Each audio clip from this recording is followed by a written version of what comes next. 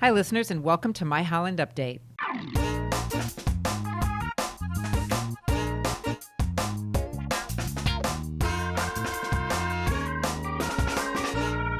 I'm Marianne Manderfield, Public Information Coordinator for the city, and today our guest is Brian Pajot, the chair of Holland's Community Energy Plan Strategic Development Team. Welcome, Brian. Hi, thanks for having me. Sure, thanks for taking time with us today. We've got a big topic and want to keep it so that everybody can understand it, but we're going to be talking about the Community Energy Plan and primarily the work of the Strategic Development Team. So let's start off. Tell us a little bit about the team and the work you've done over the past year. Sure, yeah.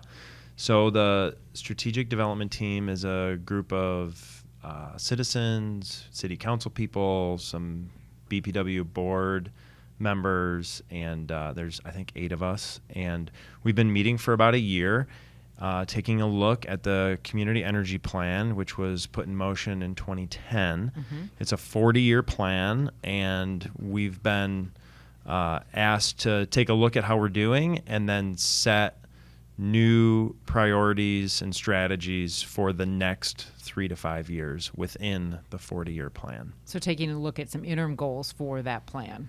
Yeah, checking out how things have been going, taking a look at what's working, what's not working, learning about new technologies that are out in the world, and getting feedback from businesses and citizens about what they care about, and then out of that, making updated recommendations for the steering committee, which is the primary working group that's implementing the plan. Sure. So when we started a year ago, we didn't know if we would be changing the course of the plan or not. It was just a lot of learning over the course of the year, and then based on that learning, we're making recommendations to City Council to update and edit some things for sure.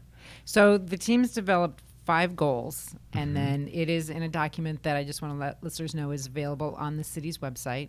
We're going to go through those 5 goals, and you can kind of tell us a little bit about each goal. Sure. And then you all voted as a team to accept this document, and this is what you will be recommending to council in the month of October. That is the plan. Okay. Yeah. So the first goal has a key lever with electric portfolio, and the goal is to continue to shift Holland electric portfolio with emission levels that align with current climate science and regulatory guidelines while maintaining excellence in reliability and affordability. That's big. So break it down for us a little bit. What does that mean for Holland? Sure. So the electric portfolio is it's a way to think about how the BPW generates energy. So we have a wonderful natural gas fired power plant in town, and that makes up the vast majority of how we create electricity.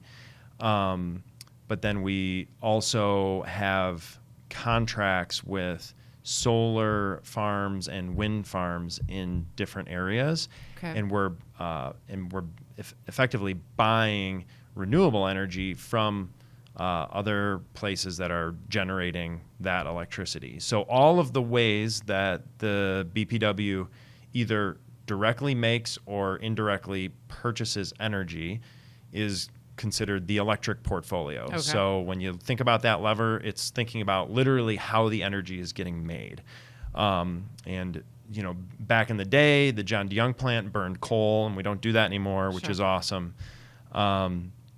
And so we took a look at that part of the plan, the electric portfolio, and basically the committee ended up landing on our goal should be to continue to align how we're making and purchasing energy with the best climate science that's available out in the world. We don't want to be making energy that is, hurting the environment. Sure. At the same time, we have to hold and lift up how affordable that energy is and how reliable it is. Businesses and homeowners, I think we all take for granted, like when we walk into a room and we turn the light on and it works. Sure. And we certainly wouldn't want to put that at risk. So that's like the reliability piece and the affordability. We don't want it to be crazy expensive to turn a light on. The cool part about Holland BPW as it relates to utilities really all over the country is we have very competitive pricing. The staff does a great job at making energy and buying energy from other places at a very competitive price for us. And so that's really good for residents and homeowners for our personal budgets, but it's also really important and good for businesses as folks like Lakeshore Advantage are looking to attract other businesses to come to our community so we can have jobs. So that affordability and reliability are super important, but the environmental piece is continually being a much more important part of how we're looking at the portfolio. And the BPW has been on this journey for a long time, and we just wanted to name as a goal that we continue to pay attention to science, and we continue to make sure that the portfolio and how we're making energy is as environmentally conscious as possible. So that's really what that one's all about. Okay. And it's what's really neat is some of the stuff that we have in that goal is actually more aggressive than a lot of federal goals and a lot of other utilities. It's a very progressive goal that we're asking the BPW to chase, and the staff at the BPW has been, very excited about and supportive of sort of what we're asking them to think about and work towards. So that's an interesting comparison because I'm not sure how many people would really know that and how lofty that goal is, and that we're already on the path to doing a lot of those things. Yeah, the most recent announcement from the White House is 50% carbon reduction off of 2005 baseline, and we're by 2030. And what we have in our recommendation for council is actually a 70% reduction off of 2005 baseline. Okay. So yeah, it's quite a bit more aggressive than even the most recent federal sort of guidelines. Sure. So, okay, thank you. So the second one, the lever, has to do with building energy consumption, and that goal is to reduce carbon emission in the built environment. Explain that one for us. Yeah, so the first one, we were talking about how the BPW makes energy. This lever is all about how the facilities in our community use energy. Okay. So you can think about facilities in our community in a couple different ways. One is residential, so homes. Sure. And then the other would be commercial businesses. And then the third is sort of industrial businesses. So commercial is like office buildings, schools, churches, small retailers, and then industrial buildings is more like the manufacturing sector. Okay. So Holland, for the size of our town, actually has a pretty large industrial footprint compared to towns of similar size, which is great for our community from a jobs perspective and all of that good stuff. Sure. But a sort of a byproduct of that is we have a very large percentage of our carbon emissions as a community tied up in the industrial sector. Okay. Because of all those businesses use a lot of energy to make products. And so this lever is all about having programs in place for each of those buckets of buildings, residents, commercial buildings, and industrial buildings. Okay. And basically having a lot of programs in place so those buildings can become more efficient first, and then eventually use their energy smarter. So that's like the Nest thermostat. Like, the technology sort of is smart and it turns off when you leave the room, that kind of a thing. So we want to be efficient to start, and then we want to be smart and use technology that sort of like does our thinking for us, so to speak, and turns off when we're not there. Right. And then sort of the third leg of the facilities is, being intentional around helping buildings maybe make their own energy, and that would be like solar panels on a Okay. roof. So there's, sort of goals and strategies around each of those one. building Okay. types and each of those areas within that lever. It's a really big opportunity for us to get better. And what's cool is when homeowners have more efficient buildings, they save money on their utility bills. Absolutely. And the value of their homes goes up when you've got, high quality windows and good insulation, right? You can sell your home for better, and it's a more comfortable place to live. Right. Same with businesses. Businesses are highly motivated to have their utility bills as small as possible. That's lowering operating costs Right. and more profit and more ability to hire more people and do more good things in the community. And so there's a real alignment of incentives from the BPW and the community energy plan and the people that operate these buildings. And so that's a really fun thing, is that we're not, the community isn't asking building owners to do something that's against what they would normally want to Sure. do. Right. What it is really just like getting better at working alongside those folks so that we can do more energy efficiency, do more smart technology, and do more renewable energy on buildings faster. We're just trying to like speed up the adoption. Sure. So yeah, Okay. that's what that one's all about. Great. And one of those, I know the home energy retrofit program is part of that for residents. You got it. Yeah. That's Okay. right. Yeah, that program got put in place, I don't know what the exact year is, but 7 or 8 years ago. That was Right. one of the first big programs. We actually helped write the new state law allowing some on-bill financing for homeowners as a part of that. And that's a really cool program that I think a lot of people in town actually don't know a lot about, Right. and that we need to get the word out Yeah. with. So Yep. yeah, All right. that's a good one. So number 3, moving along, the lever has to do with transportation, and that goal is to reduce the carbon emissions in the transportation sector. Yes. So explain that one. So carbon emissions don't just come from the buildings that we live and operate in. That comes from, the cars we drive and Sure. how we get around. And so it's a small piece of our total carbon footprint. Transportation, and you'll have to hold this a little loosely, it's, I think, around 15% of our total carbon footprint. Okay. So it's not a Right. very big part of the pie, but it's an important one, and it's a very visible one because, people see cars and are in and- cars and all right. that kind of stuff. So that lever is all about trying to, reduce basically the emissions per vehicle mile traveled. So the tricky one about this is when you start thinking about transportation and how people move around the city, it's very complicated because this isn't just like the Holland BPW and the city making programs. This is about like how streets are laid out Sure. and how the bus system works and how things like electric vehicles and Charging stations. There's a lot of different stakeholders that are touching transportation.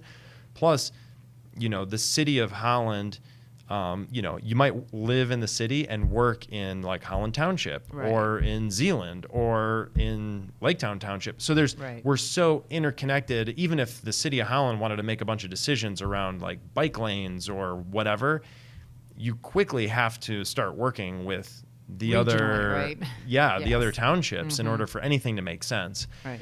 So the committee, as we looked at, again, our charge was to review the total plan and make 3 to 5 year recommendations on what we should pay attention to. The long and the short of it is we said, hey, transportation, although important, because it's a small part of our pie and because you need so many different stakeholders at the table in order to really make good decisions, basically our recommendation was get that broad group of stakeholders together to study this, because we We can't do it alone. in the next 3 to 5 years, we can't make any recommendations that'll really move the needle in a Mm-hmm. meaningful way outside of, hey, all these different folks, they got to start getting together if they're not already, and I know that many are, and be intentional around a perspective around transportation. So that's transportation in a nutshell. Okay. And moving along to number 4, the lever has to do with education. And that goal is to establish a community education awareness program to promote the community energy plan program's performance and goals. Mm-hmm. Yeah. Talk to us about that one. So the community energy plan got put in place 10 years ago, and it was a very progressive, leading edge sort of plan for a community of our size to adopt.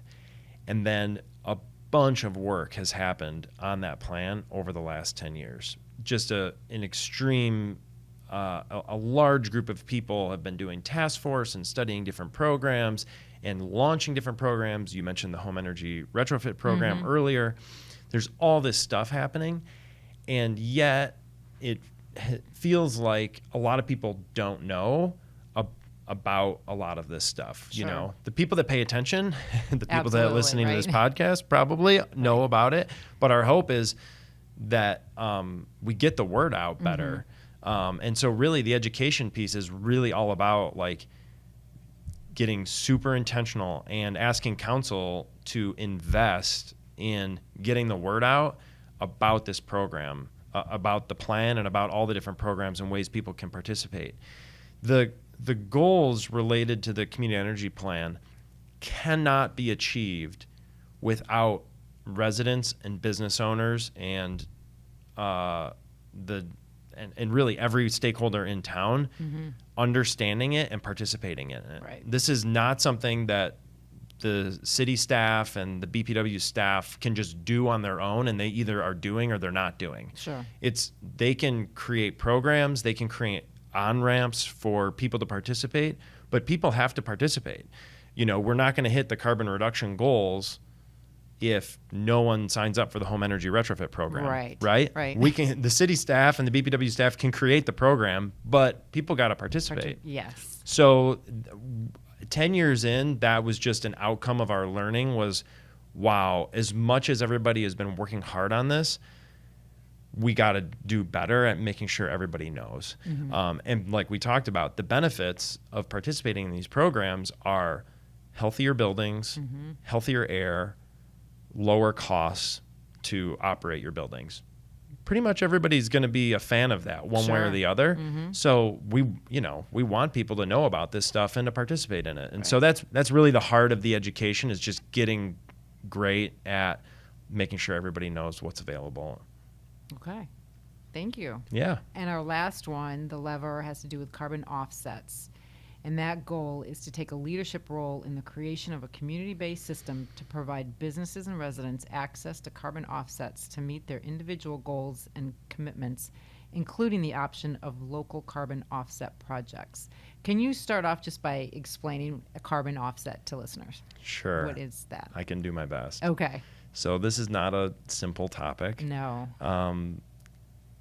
And it's a bit of a moving target in terms of the evolution of what a good carbon offset is versus a less than good carbon offset. But I'll do my best. Okay. So if you think about a business that makes a product, they have to use energy in order to make that product. They got to use electricity or natural gas to run their machines to make the product.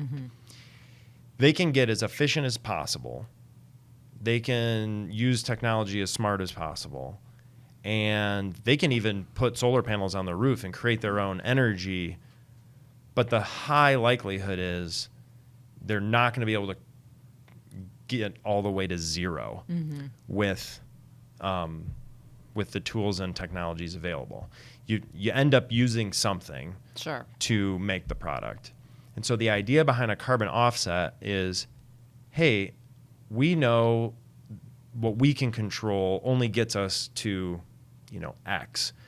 So in order to go from X to zero, we're going to basically fund a project in another part of the world. It could be close by or it could be far away. And so think of like when you plant trees, that offsets carbon. So you might be a business, you might get as efficient as you possibly can and then need to get from X to zero. You might invest in a forestry project in Canada. Sure. And then you get to claim the credit for offsetting that carbon. And there's a bunch of ways to calculate all of this. So you need, there's very scientific, engineering, fact-based ways to calculate carbon. And it's just a way to offset your usage because on an individual basis, you can't go to zero. And as a community, we can't, in order to go to zero, creation of carbon in our community, we'd all basically like have to shut everything down and basically die. Right? So that's not really the goal. Right. So how do we understand how little we can get ourselves to and then participate in getting to zero by funding projects in other places or maybe close by that contribute to the offsetting of carbon. So this is the simplest way to think about it. So funding solar projects in other parts of the world or locally. Sure. Funding, a lot of businesses will fund low-income housing to become more energy efficient as a way for them to offset carbon. So they'll fund, like a low-income housing project for 50 houses and literally pay for the insulation and the solar panels and the LED light bulbs as a way for them to sort of offset their usage that they can't get to zero on. Sure. So there's a lot of ways to offset carbon. And the idea behind this lever is, hey, we want to, one, ask businesses and homeowners, are you currently purchasing carbon offsets? And also educate people on, like, did you know that this is a thing that you can do? And then the idea, the real sort of North Star idea is, could we create a local sort of menu of carbon offset projects? So maybe somewhere south of town is a field. What if we planted a forest there as a community? And that was a way for us to offset the carbon that we use. Or what if we did low-income housing, energy retrofits as a way for us to participate in lowering carbon intensity? Sure. So we're not saying that the council is signing off on doing that program, but we're saying, hey, look at that as a potential way to help us get and meet all of our goals. Consider this. Yeah. So it's a little bit of a mind bender. You got to think about it like, because it's doing something outside of your own four walls, more or less, but participating in the larger, the global aspect of it. That's exactly right. So a lot of very big businesses, this is what they do. So when you hear like GM say we want to be net zero by 2040, they're not saying we're going to use zero energy by 2040. What they're saying is we're going to get as efficient as we can. We're going to make our own as much as we can. And then whatever's left over, we're going to fund these other projects such that we can say we're net zero, even though a lot of it's happening not inside of their four walls. Right. So pretty much any headline that you read about, Apple, Google, a lot of big companies have these announcements. That's what they're referring to. So, yeah. So, Brian, now you've got this document that the team has put together and you're making a recommendation to council. Take us through that. What's the process after that? Sure. So to my understanding, we'll present to council in a study session in October. That may change, but I don't believe it will at this point. We'll present this report and make our recommendations. And then from what I understand, at that point, it is up to council to decide what's next. If they, want to adopt it, edit it, go back and study more, do, change something, that'll be on them. From our perspective, though, we feel good about what we're recommending. And so we're officially leaving it in their hands in October at a study session. Brian, that was very helpful, and I think that really broke it down for a lot of listeners to be able to digest a large document with a wealth of information. And I do want to let listeners know it is available on the city's website. Yeah. They can type in Strategic Development Team in the search bar, or at the top under City Hall, they can find sustainability, and it's under there. But one thing I do also want to touch on is the team did some benchmarking to kind of see where Holland compares to other communities. So tell us about that briefly and kind of where we're at. Yeah, so when the Community Energy Plan first got created, it was established that we as a community roughly had 24 metric tons of carbon per capita or per person in town, more or less. So that was our baseline number, was 24. And at the time, we created a goal of getting to 10 metric tons by 2050. So it was a 40-year goal. We were at 24, and we had a goal of getting to 10. Now, if we had done nothing, we were projected, based on the report that was created, that we were going to be at 37 if we did nothing. Okay. So we were at 24 in 2010. If we were to do nothing, we were going to end up at 37, so almost twice as bad by 2050. So that was the do nothing scenario. The plan that got adopted in 2010 had us getting to 13, and then the city council at the time adopted a stretch goal of 10 to get by 2050. So where we're at right now, we ran the most recent carbon calculations at the city level, and I think we're around 17 or 18 right now. So in 10 years, we've gone from 24 to call it 18. Okay. And we're on a path to try and get to 10 by 2050 is the current goal. And so what we did as the Strategic Development Committee and what we'll be recommending to council is a plan that basically gets us to 12 by 2030. Okay. So effectively, the really simple way to think about it is, based on our learnings, what we did was we recommended that they move the 2050 goal up 20 years. Okay. So it's a much more aggressive set of goals that we're recommending for council.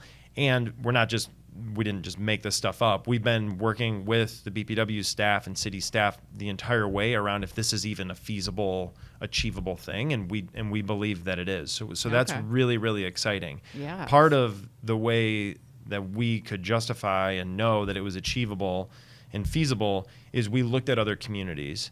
And so we had someone from outside the committee go and study other communities and cities that were had similar characteristics of Holland, and this is around the country. Okay. And we put together a big benchmarking report and was like, hey, this community has these similar attributes, but it has a few different ones, and up and down for a number of communities. And out of that, we found about 5 communities that were pretty similar to us.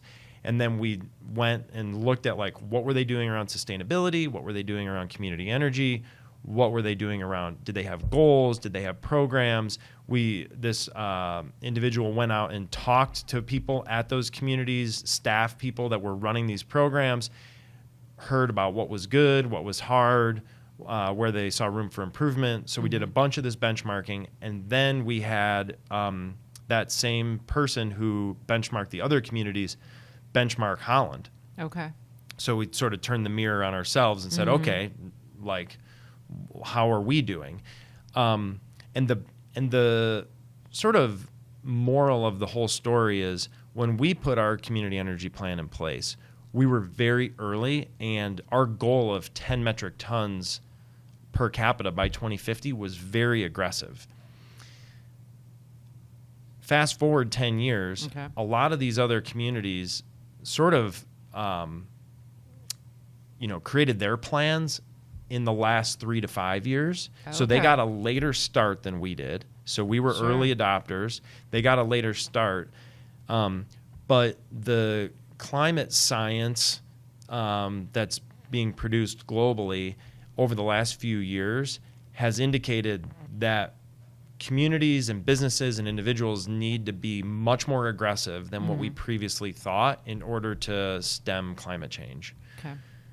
So these communities that were making their plans in recent years we're working off of more recent global research, if that makes sense. Yes. And so their goals tend to be more aggressive than our goals as it relates to 2050.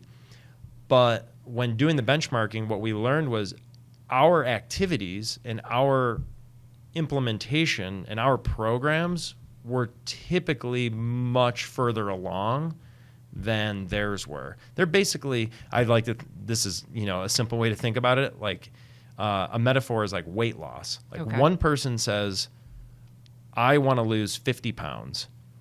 And the other person says, I want to lose 40 pounds. So one person's got a more aggressive goal than the other person.